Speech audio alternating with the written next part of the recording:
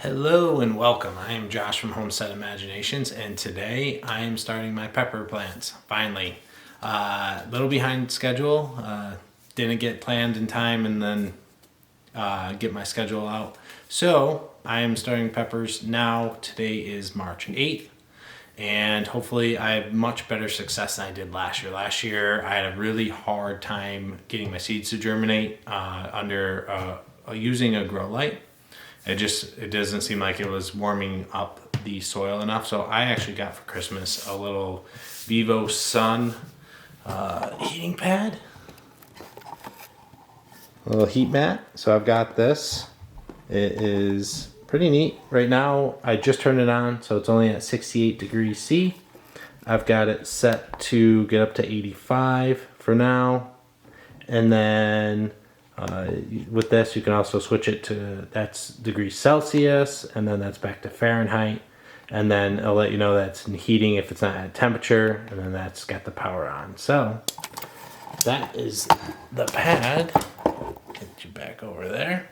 So I am going to try and do my plants this year in using like these little to-go little trays and stuff.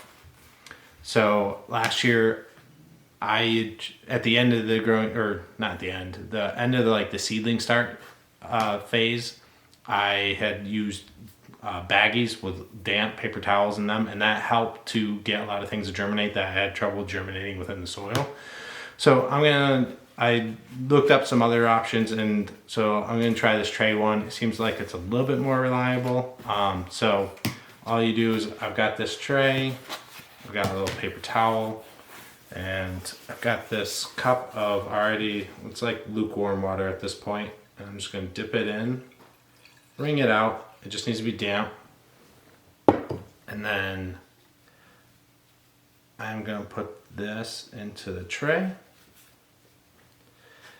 and then I'm going to grab my seeds. So for this year I have planned to grow 2 jalapeno pepper plants and 8 regular pepper plants, or 8 bell pepper plants.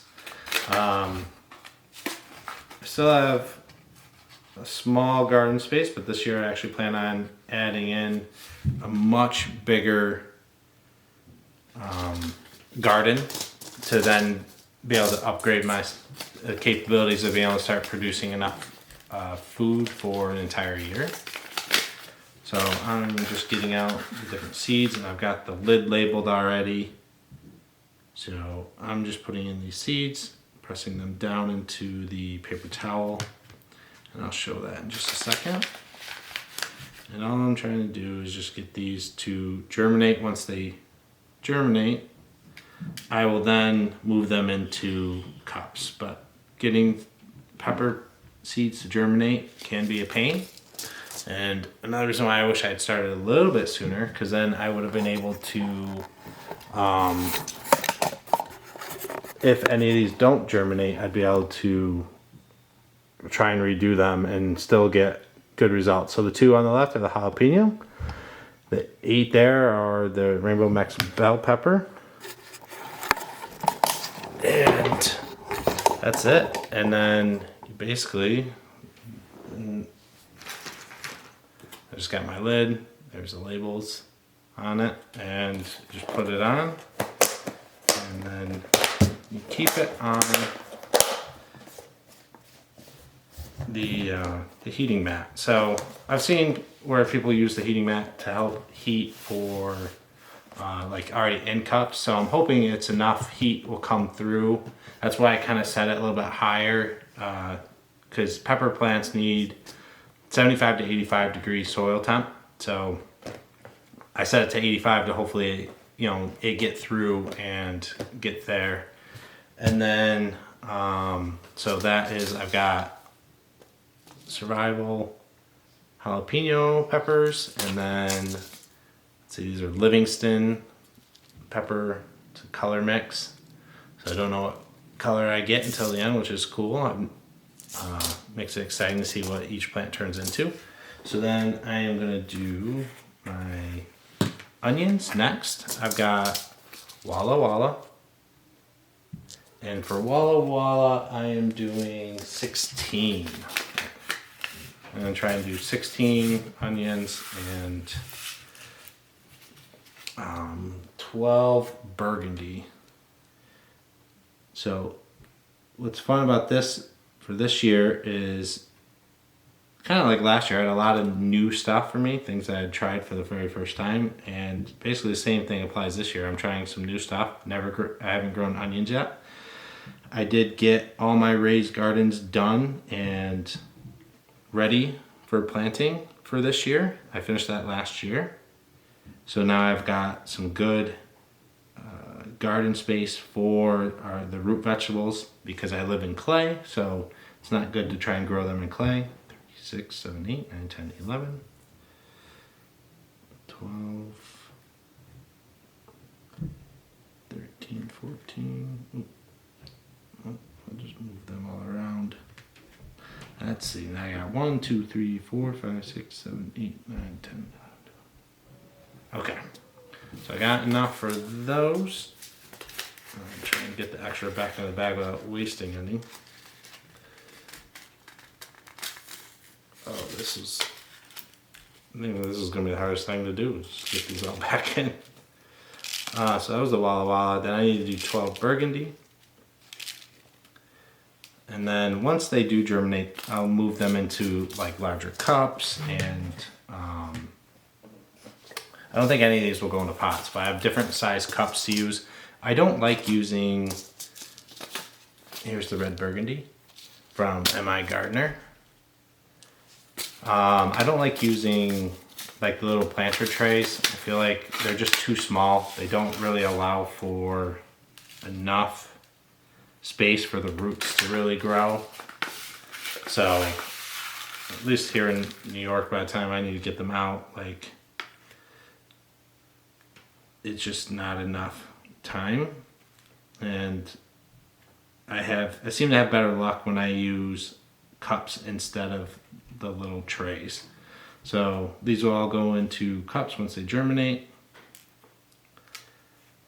And I'm just trying to finagle this so I don't lose any. 1, 2, 3, 4, 5, 6, 7, 8, 9, 10, 11. Should have counted these out ahead of time, so I didn't waste time doing that. And then I've got, again, same thing, lid.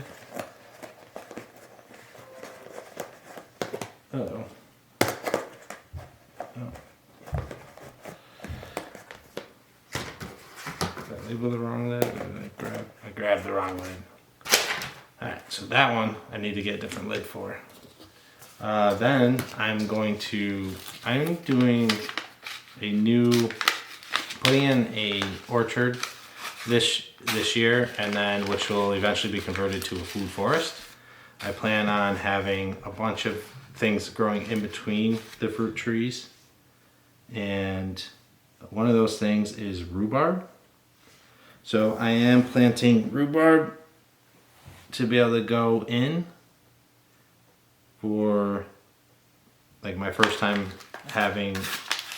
we had rhubarb before, like in a pot, but we didn't take care of it, and it was just in a tiny pot, and it was given to us, and we didn't have a space for it because it never fit in the garden, and it was a little bit bigger.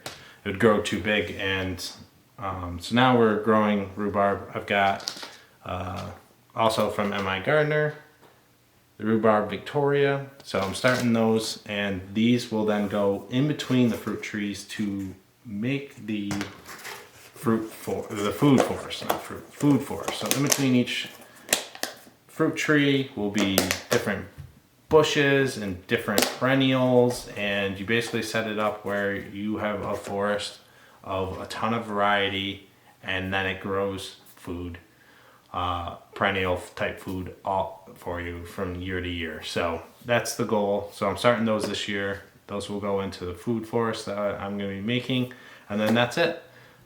Hopefully this heating pad helps. It should, and hopefully I get these seeds to germinate, especially better luck with my peppers. Onion, I think I tried a couple onion last year. Like I think I tried growing like 2, and I didn't have any luck with those either. So I'm hoping this method helps me get that situated. So then now that these are done, I'm gonna then bring these into my basement, and they will go underneath a grow light that I have down there, but remaining on this heating pad, so they stay nice and warm. So that's it for today. I hope it helped. If you've had struggling with getting pepper seeds to germinate, look into your soil medium is one key thing, but make sure check your heat, because I think that was my big problem last year, was I just wasn't getting enough warmth to actually get the seeds to germinate. So I'm hoping I have much better luck this year with my peppers, because last year I think we had 1 pepper plant that we only got a few from, and then we had 1 jalapeno survive. And we did get a whole harvest out of that one. So I at least made it work, but I'm starting these way earlier than I did last year. Last year I started them, do I have that? Let's see, pepper plants. Yeah, I started them, I think by the time I actually got the pepper plants, I think it was like in April. By the time I actually got them to germinate, maybe even May. It was super late. I think I did try like around this time, but I also have this. Might be able to see it, but this is like my planner. So I have a website, and it's not for homesteading, but I made a page that I could do. So I literally made it where, and there's other sites out there that have similar things, but I wanted one where I could customize it based off my own results, off my own history. And I'm gonna make a later video on this, and basically I just select the estimated last frost and then the first frost for the fall, and then I select what plants I want, and then I just hit one button, and then it literally gives me the whole layout of, all right, this plant start at this time, this is the depth you want to start it in when I put it in the seed into the soil, and then I even have spacing. So then I've got when I plant it, so I'll record when I put it into the garden, and then harvesting for like the key things, obviously like tomatoes and stuff that are like beans that you get a ton of. The harvest date isn't too important because they just keep producing more stuff. But for like the ones like your broccoli, let's see, your lettuce, anything that's like a one thing time done, a harvest and then you're done. I want to record that because I want to then get better at succession planting of different things or the same thing just again.